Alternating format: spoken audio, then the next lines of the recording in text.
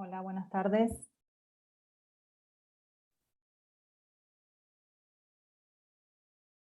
¿Me escuchan?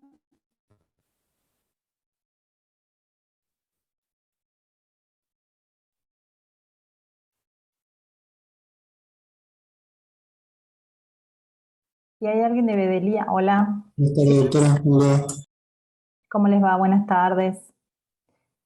Si hay alguien de Bedelía o del centro de estudiantes, si me pueden habilitar para compartir pantalla, por favor.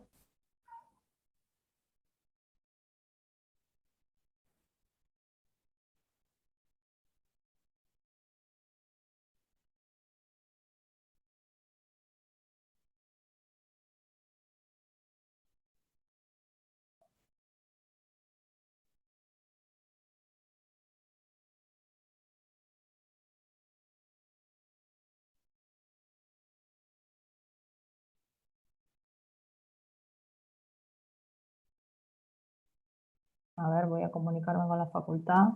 Me silencio un segundito, ¿sí?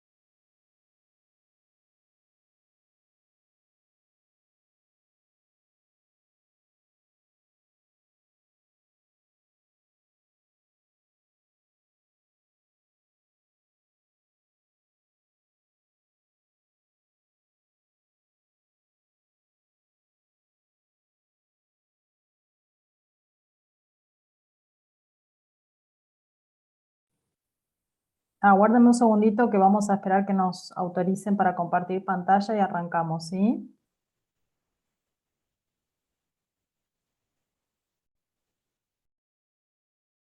Perfecto, profe.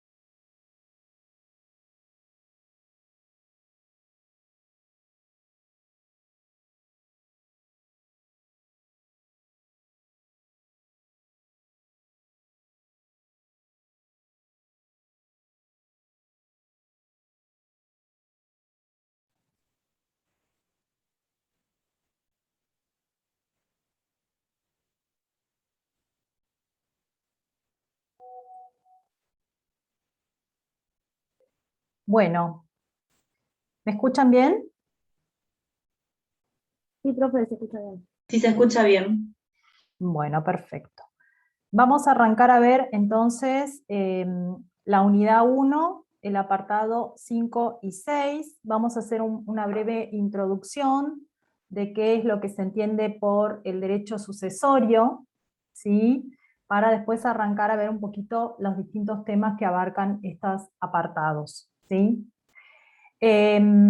Vamos a ver que en lo que tiene que ver con el derecho sucesorio se entiende que es aquella parte del derecho privado que regula las relaciones o las situaciones que se producen como consecuencia de la muerte del causante y que tiene que ver con el destino de la titularidad de las relaciones jurídicas tanto activas como pasivas que tenía una persona para después de su muerte, ¿sí?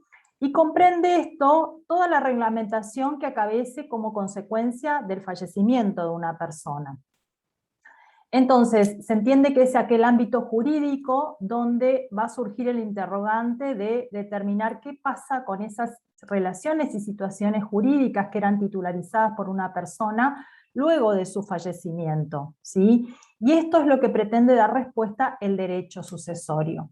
Vamos a ver que acá el hecho trascendental que tiene que ver en toda esta parte que vamos a empezar a abordar, que tiene que ver con el derecho de las sucesiones, tiene como consecuencia un hecho natural y necesario que es la muerte, el fallecimiento de una persona. Es decir, la muerte de una persona importa su desaparición física y esto requiere, a los fines de la regulación de esta titularidad de sus relaciones jurídicas, tanto pasivas como activas, de esta rama del derecho que regule qué sucede con estas relaciones jurídicas. Y a esto apunta el derecho sucesorio. Cuando hablamos de sucesión, estamos haciéndonos a la idea de la transmisión de derechos, es decir, el traspaso de una persona a otra, tanto de sus facultades como de sus derechos que emergían de esa titularidad, ¿sí? De ese polo de la relación jurídica determinada. Suceder implica entrar una persona o cosa en el lugar de esa persona o seguirse de ella, según Nora Lloveras, Orlandi y Faraón, ¿sí? Zanoni, cuando habla de sucesión, cuando nos habla del concepto de sucesión, nos dice que provoca una modificación subjetiva en la relación jurídica, aunque quede inalterado en principio su contenido y su objeto. Vamos a ver, como les dije antes, que este hecho tan importante como es la muerte, ya sea real o presunta, de una persona, causa la apertura de la sucesión. Y en el mismo instante que causa la apertura de la sucesión, produce la transmisión de su herencia a las personas llamadas a sucederle, tanto por testamento o por la ley, y si el testamento solo dispone parcialmente de los bienes de la herencia, se va a diferir el resto de la sucesión por vía legal, que es la que se difiere por vía de la ley, ¿sí? Y vamos a ver también como consecuencia de lo que comprende este artículo 2277, que la herencia comprende tanto los derechos como las obligaciones del causante que no se hubieran extinguido por su fallecimiento. Es decir, que no sean intuiti persona y que finalicen con el deceso del causante. Esta norma del artículo 2277 es una norma muy importante porque del texto de este artículo surgen tres hechos que se producen en el mismo momento de la muerte del causante. Es decir, muerte, apertura y transmisión se producen en un mismo momento sin que exista, digamos, intervalo alguno entre estos tres momentos, ¿sí? Cuando hablamos de sucesión por causa de muerte, podemos pensar en la idea de que si tenemos en cuenta lo que se transmite, es decir, las características del objeto que se transmite, podemos hablar de una sucesión a título universal, cuando comprende todo el patrimonio del causante, es decir, la universalidad de los bienes, o una parte alícuota del mismo, o una sucesión al título particular cuando comprende uno o varios bienes determinados. Por el otro lado, podemos hablar de una sucesión teniendo en cuenta el origen del llamamiento, sea que la sucesión sea de carácter legítima o testamentaria, es decir, si la sucesión es deferida por la ley o a través de un testamento hecho por el causante. Inclusive, teniendo en cuenta el origen del llamamiento, también podríamos hablar de una sucesión mixta, es decir, en el caso de que el causante hubiera hecho un testamento, la sucesión va a ser testamentaria, pero si no comprende la totalidad de los bienes, el resto que no hubiese sido comprendido dentro del testamento se va a diferir por sucesión legítima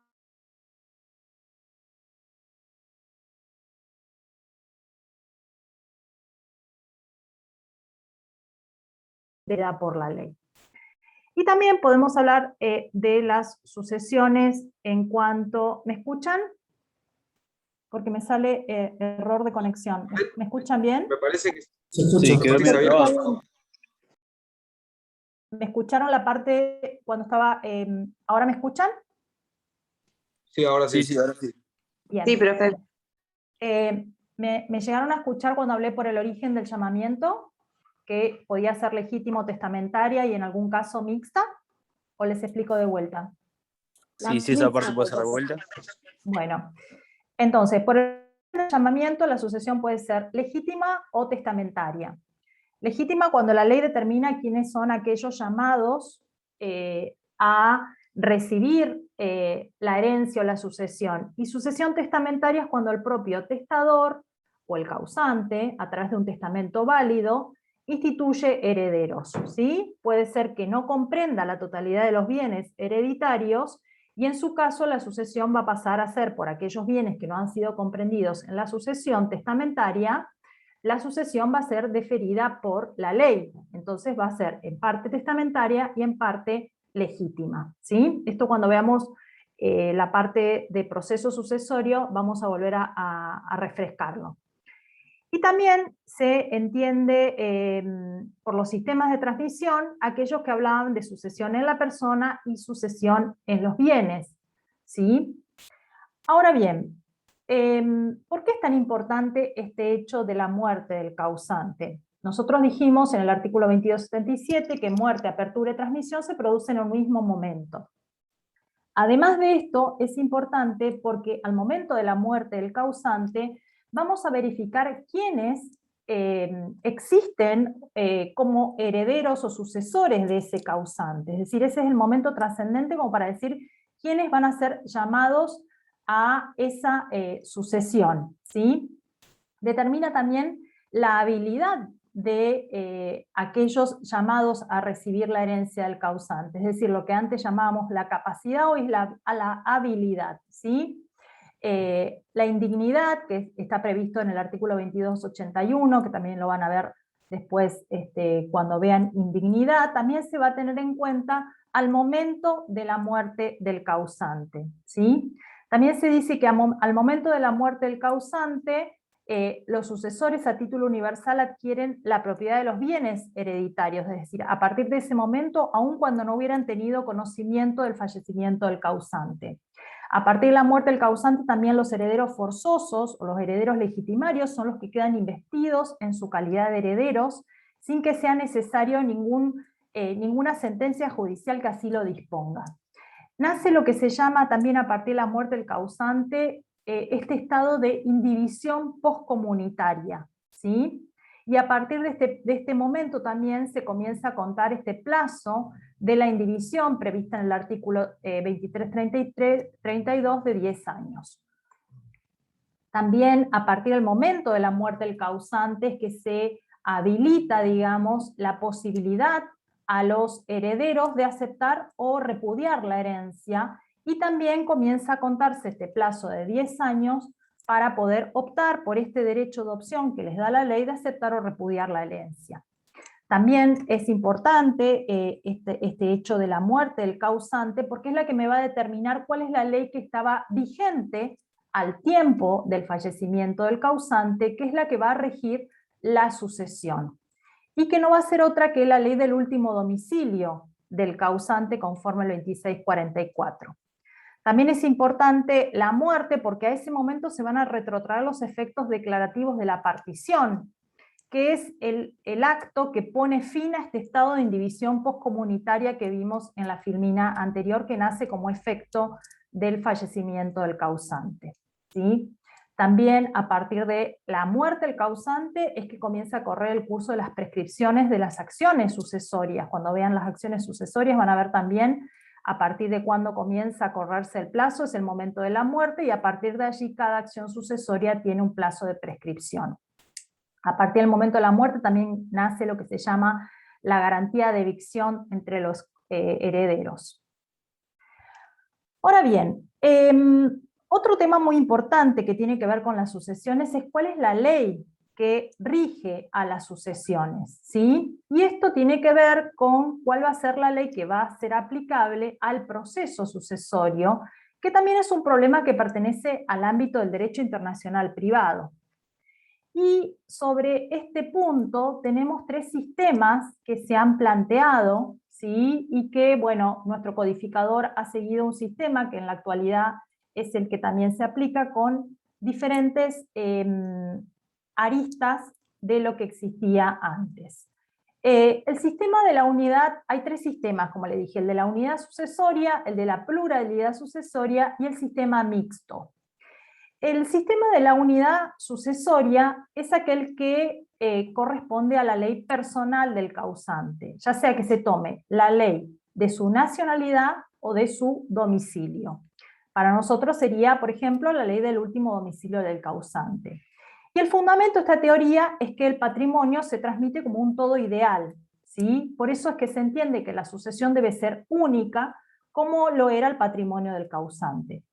Y acá, en esta teoría, no se sucede en los bienes en la teoría de la unidad, sino en la persona del causante. Este sistema fue es el que sigue Suiza, Dinamarca, Noruega, Guatemala, Chile y Argentina. En cambio, el sistema de la pluralidad sucesoria, el sistema aplica la ley de situación de los bienes. Es decir, para este sistema habrá tantas leyes como países en los cuales se encuentren los bienes que pertenecen al patrimonio del causante. Entonces, las cosas, se consideran las cosas como principal y la persona es accesoria a esto. Entonces, vamos a tener tantas leyes aplicables como lugar en donde se encuentren ya sea los bienes muebles o inmuebles, y este es el sistema que sigue México, Panamá y Uruguay. Y luego tenemos un sistema mixto, ¿sí? Que se aplica a los inmuebles, la ley del lugar de situación, mientras que a los muebles se le va a aplicar la ley personal del causante, que podrá ser la de su nacionalidad o la de su domicilio. Y el fundamento de esta teoría de carácter mixto es que lo hallan en la naturaleza de los bienes que forman el acervo hereditario. Si bien Vélez se ha enrolado en la teoría del sistema unitario, surgía, es decir, el sistema unitario de la ley del domicilio del causante, surgía sin embargo de la nota de los artículos 3283 y 3598 y artículos 10 y 11 del Código Civil de Vélez, que existía una excepción a este principio de la unidad y a la regla que existía en ese momento, al principio de la unidad, enrolándose conforme estas normativas en un sistema de pluralidad sucesoria o de aplicación, amén de lo unitario que establecía Vélez, según estas normas, a un sistema de aplicación del lugar de situación de los bienes. Y en ese momento la situación era muy confusa en ese entonces, ¿sí?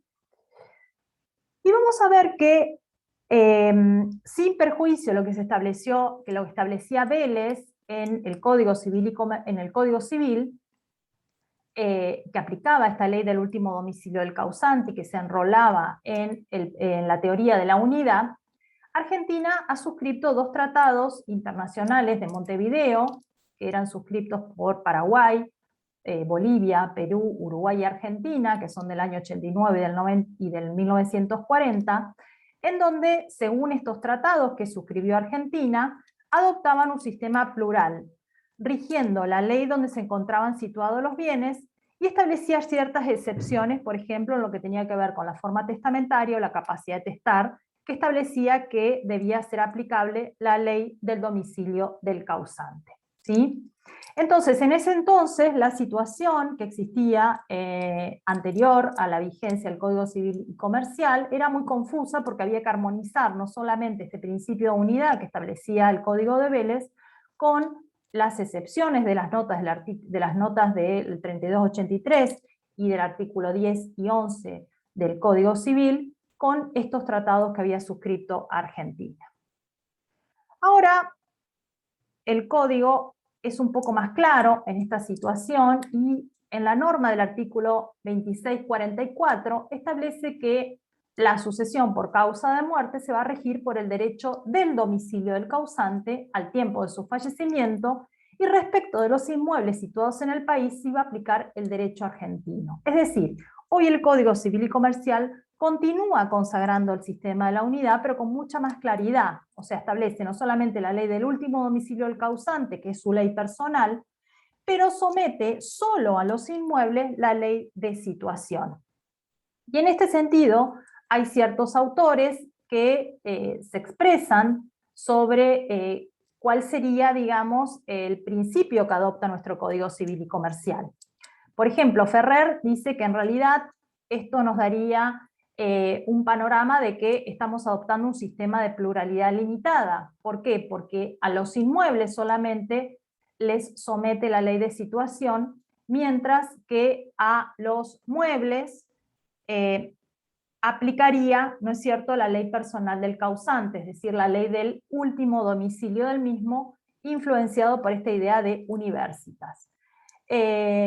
Entonces, Ferrer, ¿qué dice? En realidad se consagraría un sistema mixto o dual, ¿sí? En donde existiría una pluralidad de sucesiones para los inmuebles, pues quedarían sujetos a la ley argentina si están situadas en nuestro país, pero cuando el causante aun cuando el causante hubiera tenido su domicilio en el extranjero, y la unidad para los muebles, sean móviles o inmóviles, los que estarían sometidos a la ley personal domiciliaria del causante, aunque los muebles estén en extraña jurisdicción.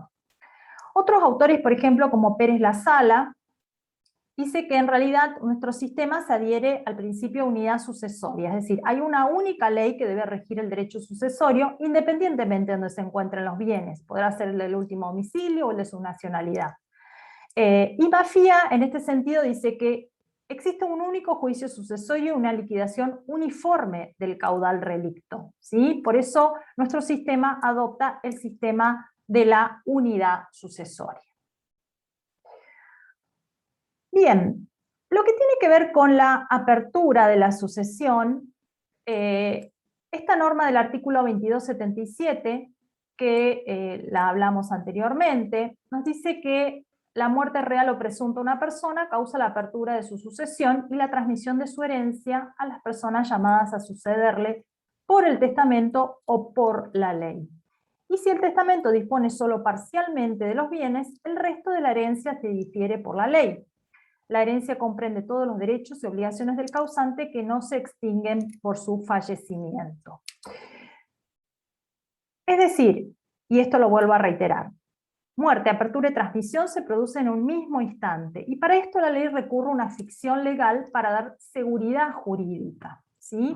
Acá, muerto el causante, se transmiten todos sus bienes, ¿sí?, a sus herederos, excepto aquellos que sean de carácter personal del causante, en los cuales no va a ser transferido, dado el carácter intuiti persona que tiene esos derechos. El heredero, desde el momento de la muerte del causante, adquiere los bienes en el mismo momento, aun cuando fuese incapaz o desconozca que la sucesión se le ha deferido, ¿sí? En el mismo momento de la muerte del causante, el difunto es reemplazado por sus herederos, ¿sí? Y la adquisición de la herencia se produce en forma automática, es decir, ministerio legis, y detenta el carácter provisorio. ¿Por qué? Porque está sujeto a una condición, que es la aceptación de la herencia o la renuncia en su caso. También de esta norma, que es muy importante, el 2277, surge que las dos fuentes de vocación sucesoria son la vía testamentaria y la vía legítima, aun cuando el origen del llamamiento pueda ser mixto, es decir, en parte testada y en parte intestada, como les dije anteriormente. Entonces, vamos a ver que cuando la sucesión es deferida por la voluntad del causante, vamos a estar hablando de una sucesión testamentaria, y cuando es deferida por la ley, vamos a hablar de una sucesión intestada o ad intestato. Entonces, hablando un poquito de lo que tiene que ver con el origen y las formas del llamamiento, vamos a ver que dentro de las coordenadas del sistema sucesorio, cuando hablamos del origen del llamamiento, estamos haciendo alusión a quién y en qué orden pueden ser llamados a la sucesión. Y en cuanto a las formas del llamamiento, tiene que ver cómo puede llamarse la sucesión, ¿sí? Cuando hablamos de sucesión y cuando hablamos del origen del llamamiento, la sucesión puede ser entre vivos, es decir, todos los actos que se hagan entre vivos, que no es lo que vamos a abordar nosotros, porque a nosotros nos interesa la sucesión mortis causa, es decir, aquella que depende del fallecimiento de una persona, es decir, la sucesión mortis causa, va a ser deferida por voluntad del causante, esta sucesión mortis causa, o deferida por la ley, que es la sucesión intestada. También podemos hablar de una sucesión contractual, pero esta está no admitida en nuestro derecho conforme la regla del artículo 1010 del Código Civil. Entonces, en cuanto al origen del llamamiento, dijimos, va a ser sucesión mortis causa por voluntad del causante, sucesión testamentaria, o por voluntad de la ley deferida por la ley, sucesión ab intestato o intestada.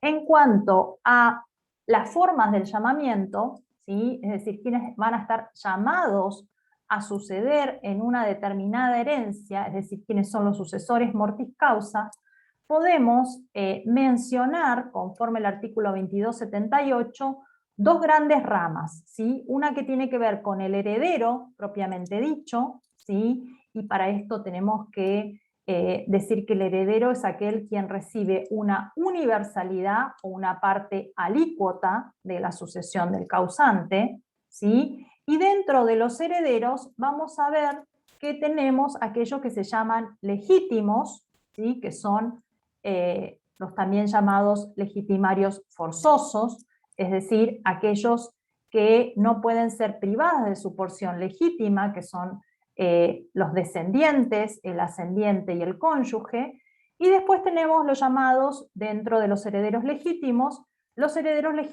no legitimarios, es decir que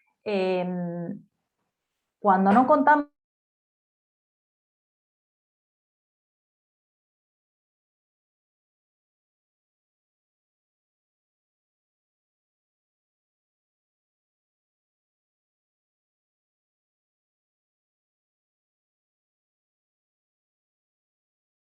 a todos los herederos legitimarios forzosos, como son los descendientes, ascendientes y el cónyuge. ¿Se escuchó o se cortó? Porque me pareció conexión inestable de vuelta. Sí, se cortó, profe, me parece. Bien. Les repito de vuelta. En legítimo no legitimario.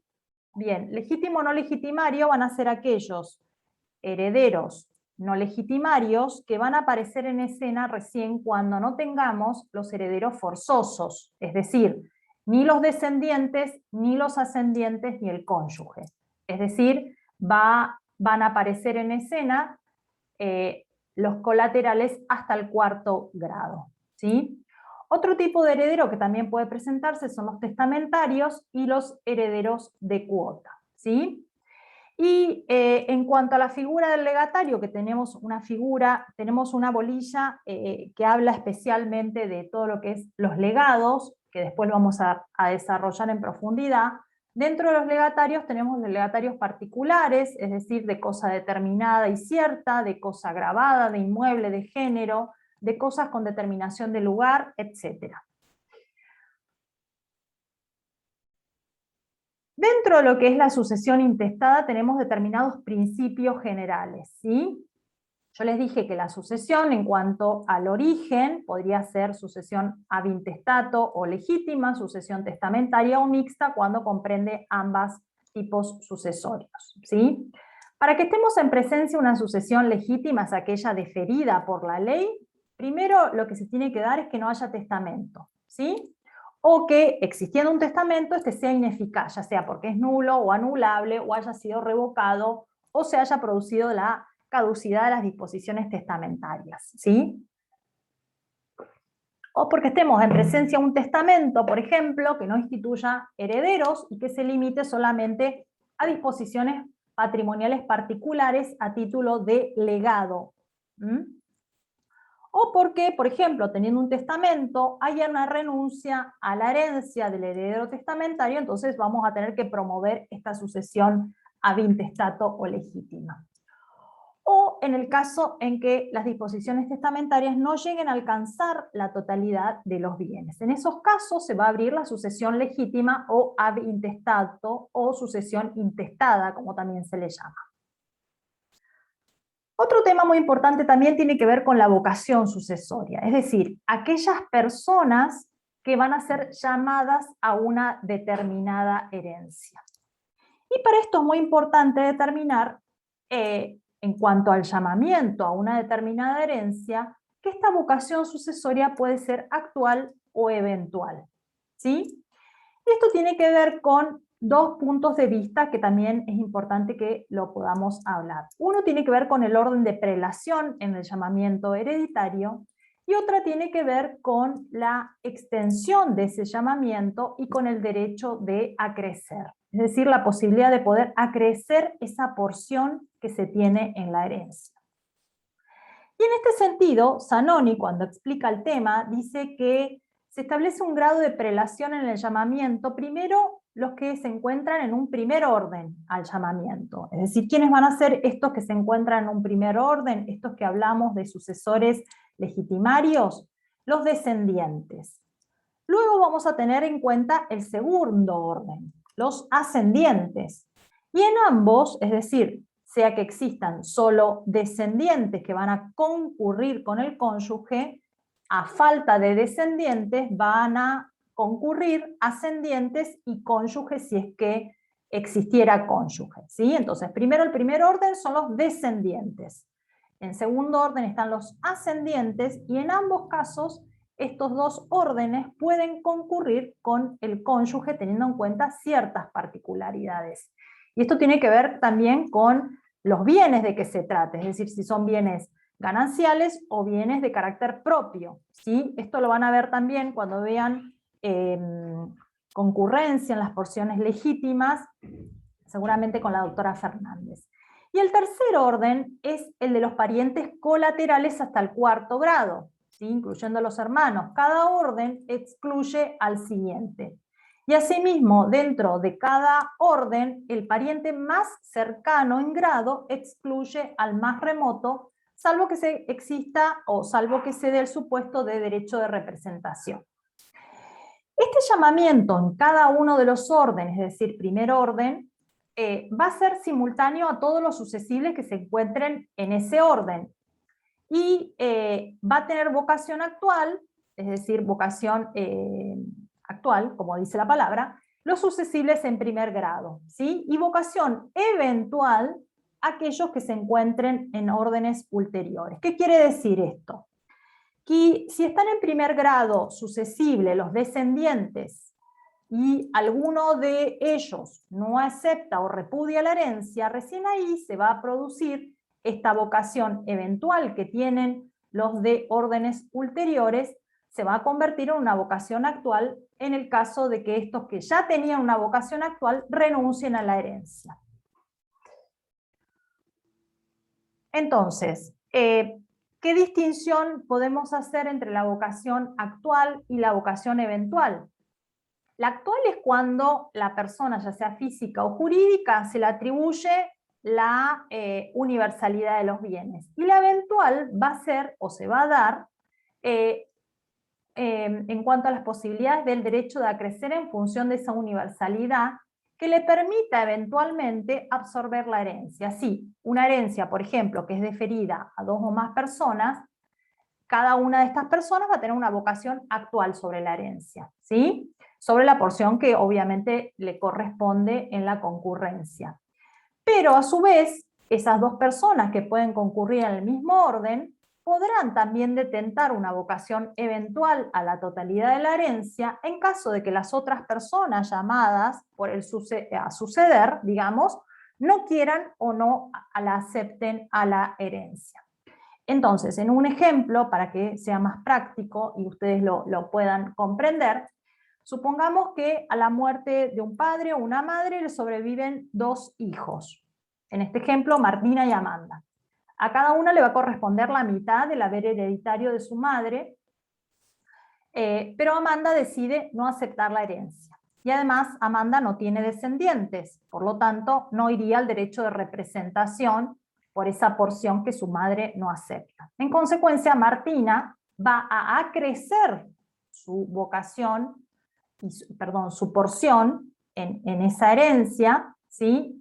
En función de la vocación eventual que tenía al todo, y va a recibir íntegramente el haber hereditario. Es decir, esa vocación eventual que tenía Martina, ¿sí?, va a crecer en función de que Amanda no aceptó la herencia y se va a incrementar su porción en la misma. Ahora bien,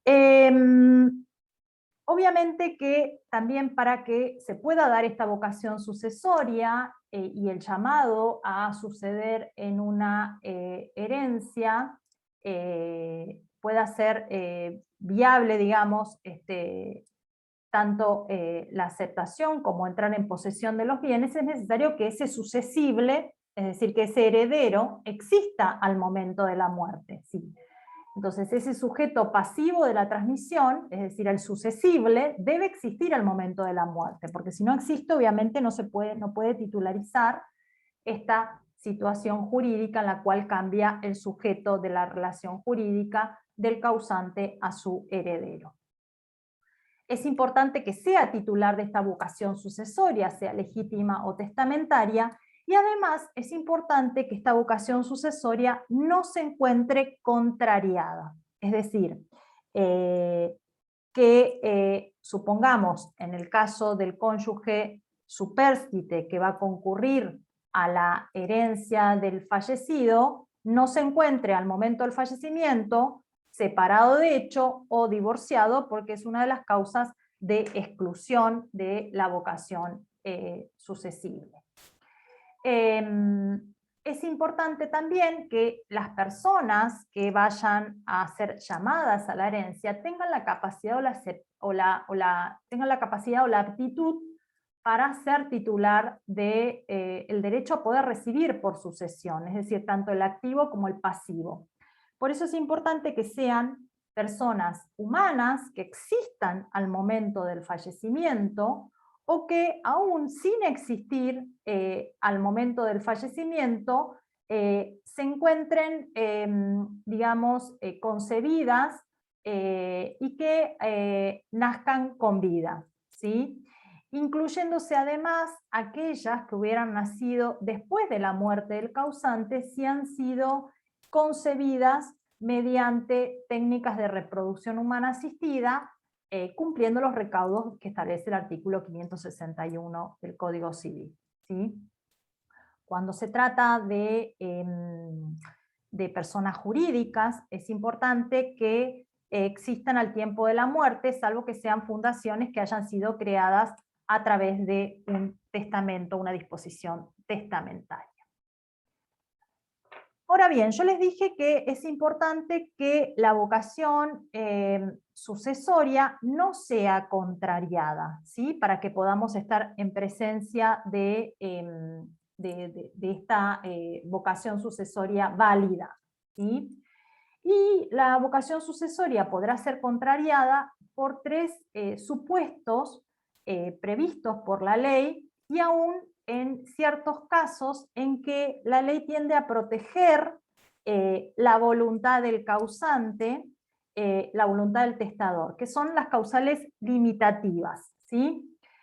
En los casos en que la vocación sucesoria puede ser contrariada, puede ser por voluntad del propio sucesible, es decir, aquel que va a recibir la herencia o la sucesión, porque no nos olvidemos que el heredero puede renunciar a la herencia, y de esa manera, como tiene la facultad de aceptar o de repudiar la herencia, de esta manera contraría la vocación sucesoria y se produce la exclusión como si nunca hubiera existido en esa sucesión.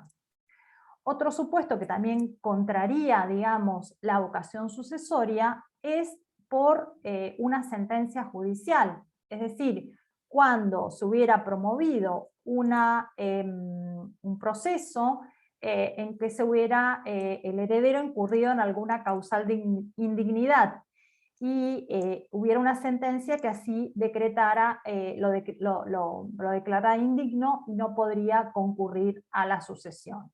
Hay que tener en cuenta que solamente, en este caso, solamente va a afectarlo en aquella sucesión en donde se lo hubiera declarado indigno y no en otras sucesiones. Otro supuesto que también existe una contrariedad, digamos, de la vocación sucesoria, es en el caso de los excónyuges cuando hubiere un supuesto de divorcio o cuando, siendo cónyuges, existiera una separación de hechos sin voluntad de unirse. En ese caso también la vocación sucesoria se encuentra contrariada. Otros supuestos que son considerados como causales limitativas y que están reguladas en los artículos 24, 82 y 83, tiene que ver con, y se aplica especialmente a la vocación sucesoria testamentaria, ¿sí? Y en este caso lo que se quiere o lo que busca la ley es poder asegurar esta voluntad libre del testador, libre de influencias, libres de situaciones de hostigamiento o de modificación de su voluntad que puedan efectuar las personas tales como los tutores o curadores, en los cuales no van a poder recibir por testamento de sus pupilos, antes, por ejemplo, de rendir las cuentas o de que hayan sido aprobadas las mismas. También, por ejemplo, no permite las disposiciones testamentarias en favor del escribano o los testigos, a través de quienes se hubiera otorgado un testamento por acto público. También la ley limita la posibilidad de que se pueda obtener una disposición testamentaria en su favor. Bueno, esta norma y las que vamos a ver tienen que ver con la investidura de la calidad de heredero. Nosotros dijimos a través del 2277 que la muerte de la persona produce la transmisión, la apertura y la transmisión de los derechos a la persona que ha sido llamada a recibir la herencia, ya sea por testamento o por la ley.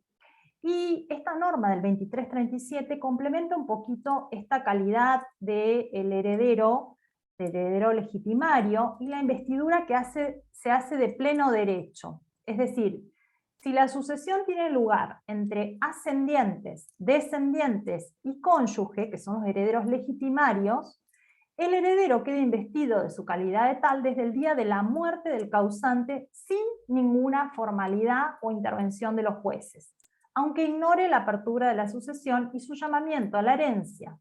Puede ejercer todas las acciones transmisibles que correspondían al causante. No obstante, a los fines de la transferencia de los bienes registrables, su investidura debe ser reconocida mediante la declaratoria de herederos, que también es otra figura muy importante que vamos a ver también a medida que vayamos avanzando en los temas. Sin embargo, fíjense, yo les dije que conforme a esta norma, los herederos legitimarios, que son los ascendientes, descendientes y cónyuge, van a quedar investidos en su calidad de herederos de pleno derecho, es decir, sin ningún tipo de formalidad. Pero la norma del 2338, cuando nos habla de la sucesión de los colaterales, es decir, aquellos herederos legítimos no legitimarios, corresponde al juez del juicio sucesorio investir a los herederos de su carácter de tales previa justificación del fallecimiento del causante y del título hereditario invocado. En las sucesiones testamentarias, la investidura va a resultar de la declaración formal del testamento, excepto para los herederos enumerados en el primer párrafo del 2337. Es decir, que me remite a la primera parte de la norma del 2337 en las sucesiones testamentarias, que no va a ser requerida la investidura vía judicial tratándose de ascendientes, descendientes y cónyuge, pero sí en relación a los herederos en las sucesiones en relación a los colaterales. Esto me parece que es un repaso de lo que vimos ahora. Desde la muerte se opera la transmisión, hay una posesión de pleno derecho de los herederos legitimarios, descendientes, ascendientes y cónyuge. Los no legitimarios requieren la investidura del juez, que son los parientes colaterales hasta el 4º grado. Los no legitimarios vía testamentaria también requieren la validez del testamento, ¿sí?, para ejercer todas las acciones derivadas del causante.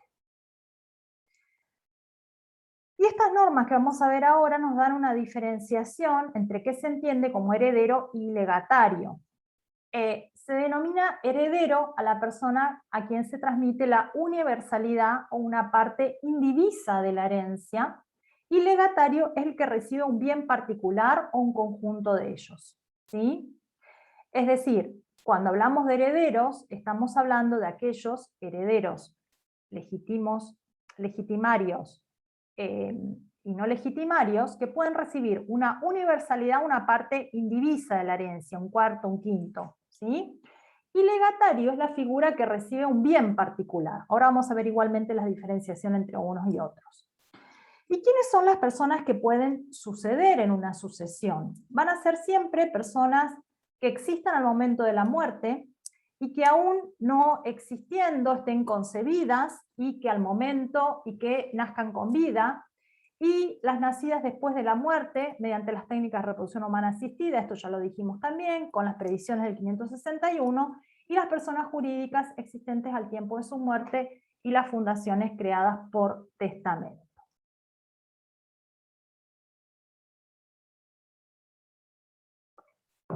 ¿Venimos bien?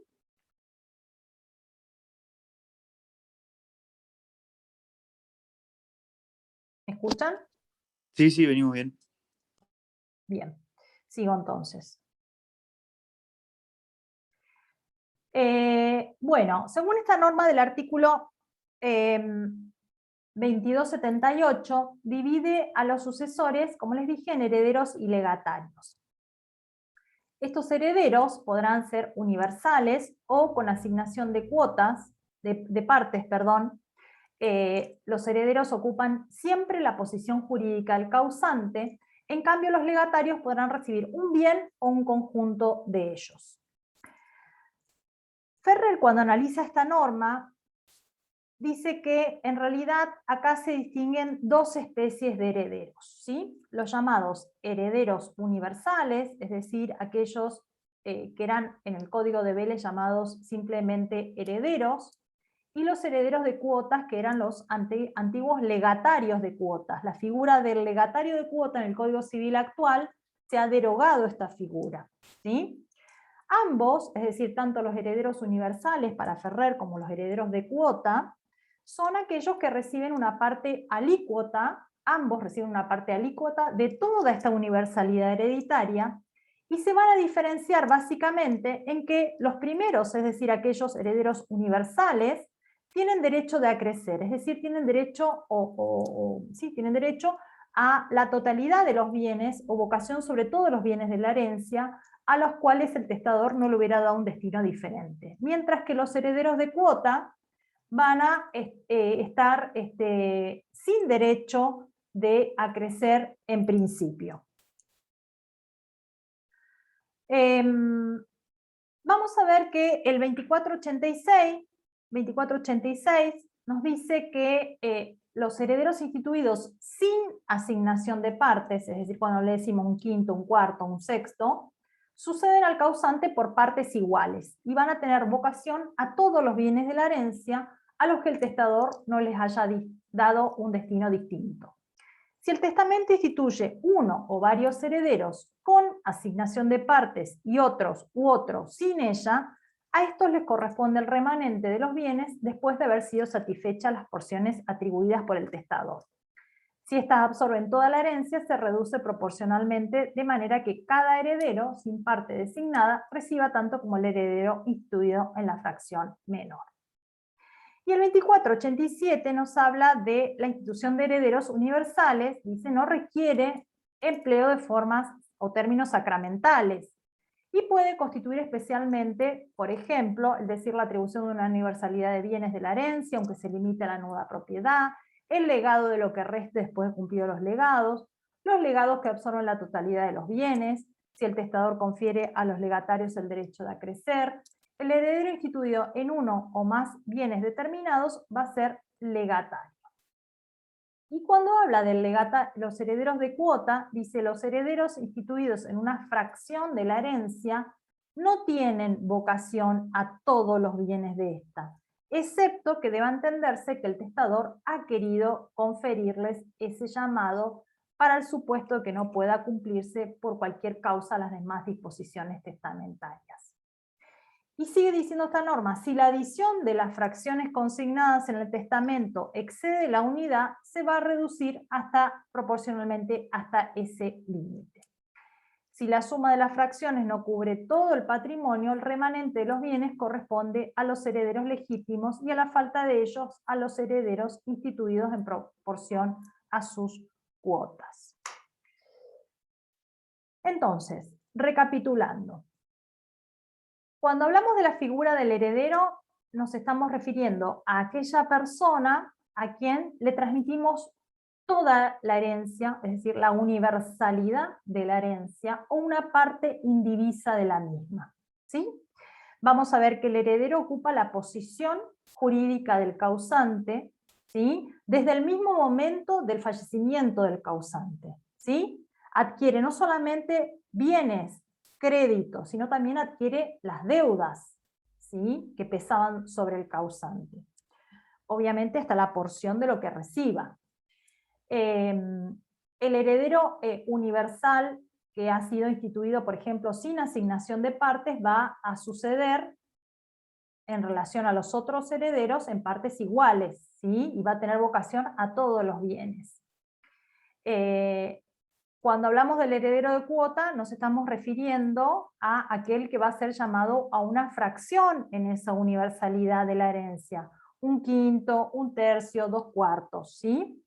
Y su vocación se va a restringir a esa fracción, sin derecho de acrecer, salvo que el testador le hubiera atribuido ese derecho con eventual vocación al todo, ¿sí? Entonces esa es la principal diferencia entre el heredero universal, el que tiene derecho de acrecer, y el heredero de cuota, ¿sí? El heredero de cuota solamente va a tener vocación a esa cuota, a esa porción de la herencia, sin derecho de acrecer, salvo que el testador, o el causante, mejor dicho, le hubiera conferido esa eventual vocación al todo. Esto ya lo dije, sigo. La figura del legatario es otra figura totalmente distinta, porque el legatario no es un sucesor del causante, no continúa la posición jurídica del causante, él recibe un bien particular o un conjunto de ellos, ¿sí? Y su figura o su posición se asemeja más a un acreedor o a un donatario, ¿sí? Porque solamente él tiene que reclamar ese bien que se le ha sido legado a los herederos del causante.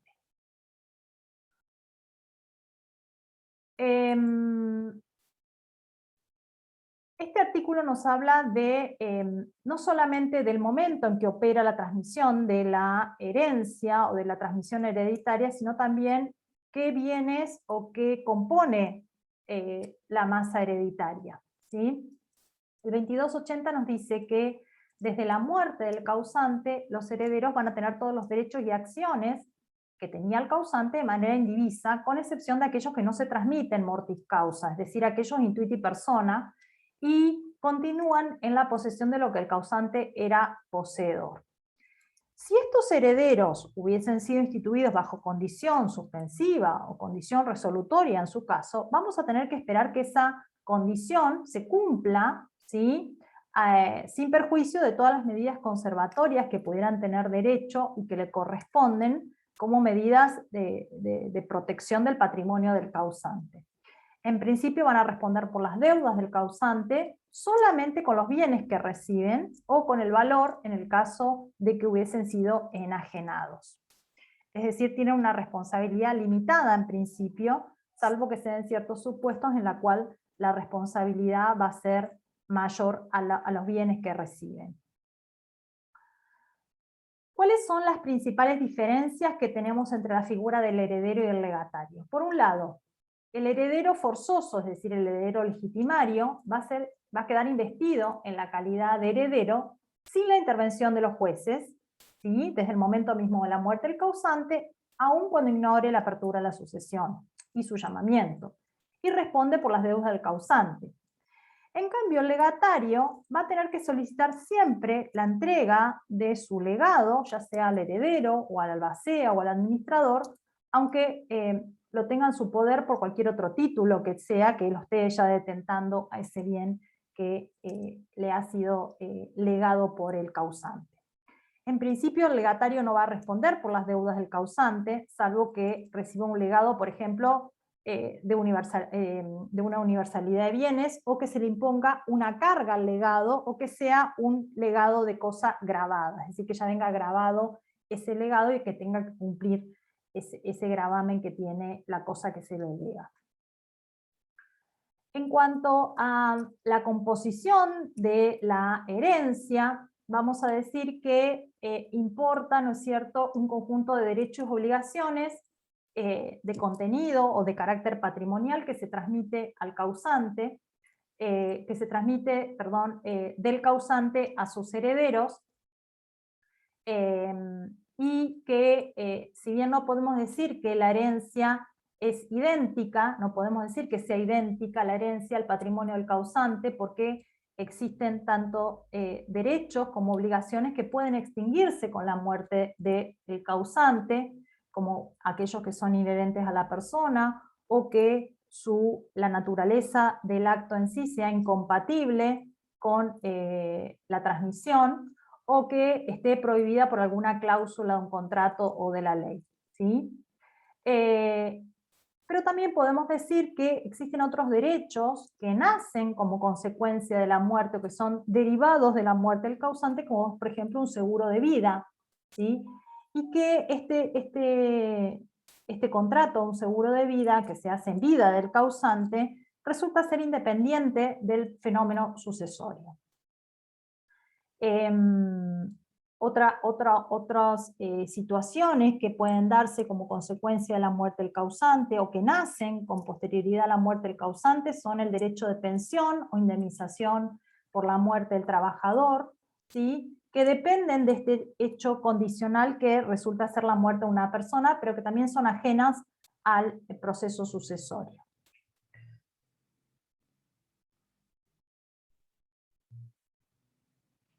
También dentro de lo que es, digamos, ajeno al proceso sucesorio, o que, más que ajeno al derecho sucesorio, es que es intransmisible mortis causa, tienen que ver con cuestiones de índole contractual, como por ejemplo el contrato de mandato finaliza con la muerte del mandatario, o el pacto de preferencia en un contrato de compraventa tampoco se transmite a los herederos del vendedor, pero sí a los del comprador. El contrato de renta vitalicia también finaliza con la muerte de una persona cuya vida se toma para la duración del contrato. Esos son distintos ejemplos que, por ejemplo, valga la redundancia, no se transmiten con la muerte de uno de los sujetos de la relación contractual. Y este es un pequeño resumen que les hice, un cuadrito comparativo del esquema conceptual y de todos los principios claves en materia de lo que tiene que ver con este fenómeno sucesorio, ¿no? El hecho de, acá vamos a tener, como les dije antes, que el hecho fundamental que nos va a dar lugar a todo lo que estamos hablando de de fenómeno sucesorio tiene que ver con la muerte de una persona, muerte real o presunta de una persona. Seguramente con la doctora Rotonda habrán visto muerte presunta de una persona, y todas las circunstancias que prevé el código en cuanto a los casos ordinarios y extraordinarios de muerte presunta. Vamos a ver que, como les dije antes, que la muerte de una persona produce la transmisión y apertura del proceso sucesorio, ¿sí? Produce el fallecimiento, produce la transmisión de los bienes de la persona fallecida, se transmite todo el patrimonio, excepto los derechos y obligaciones que son intransmisibles. Al momento de la muerte de la persona vamos a individualizar quiénes son aquellos herederos o quienes tienen vocación hereditaria.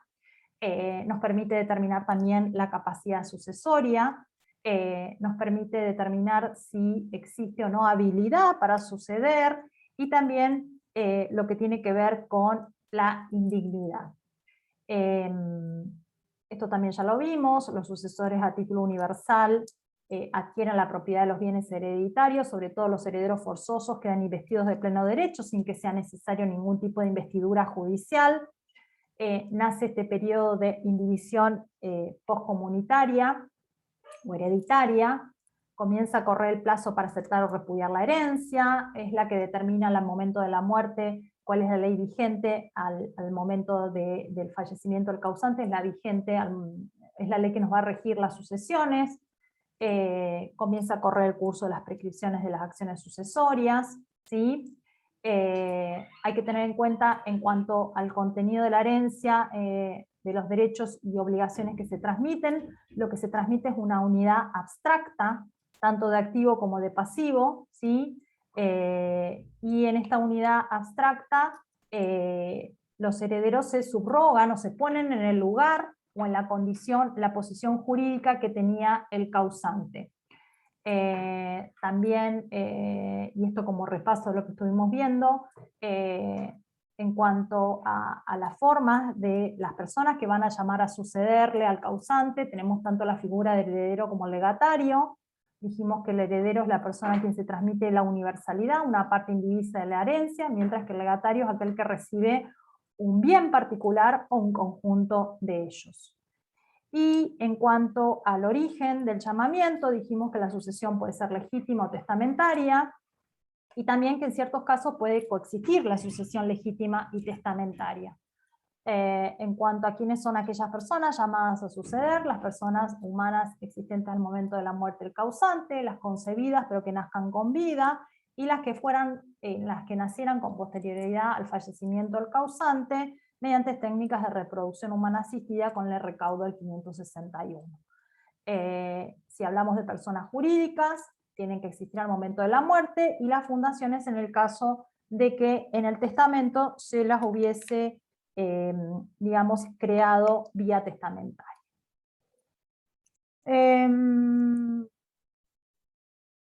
Esto también ya lo vimos, en cuanto a la situación de los herederos, van a adquirir todos los bienes de manera indivisa, salvo aquellos que no fuesen posibles de transmitir por el carácter intuito y persona que tienen.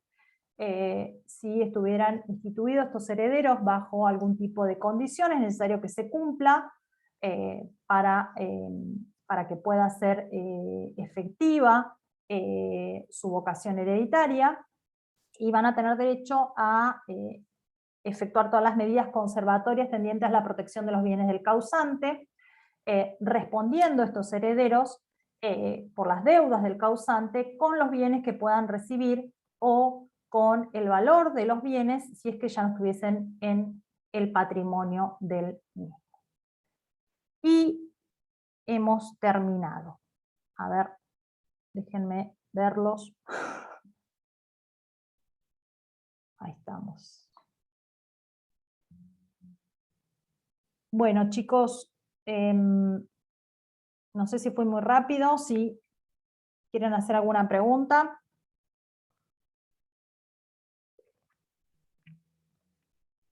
¿Todo bien? Bueno. Sí, perfecto, profe. A ver, que pegarle una leída más después. Sí, lo que tiene sucesiones es que por ahí hay que leerlo con mayor detenimiento, pero es fácil de entender también. por ahí con familia uno se va como manejando con más ejemplos y cosas. Sucesiones es como más abstracto con algunas cuestiones, pero bueno, ya le van a ir agarrando la mano. Hemos pasado de todos los vivos, ahora a todos los muertos. Es ubicarse un poco. Pero bueno, en un ratito le subo la clase entonces. Bueno, gracias, profe. Gracias. Bueno, Gracias, tengan profe. buenas tardes. Gracias. Chao, hasta luego. Nos vemos. Chao.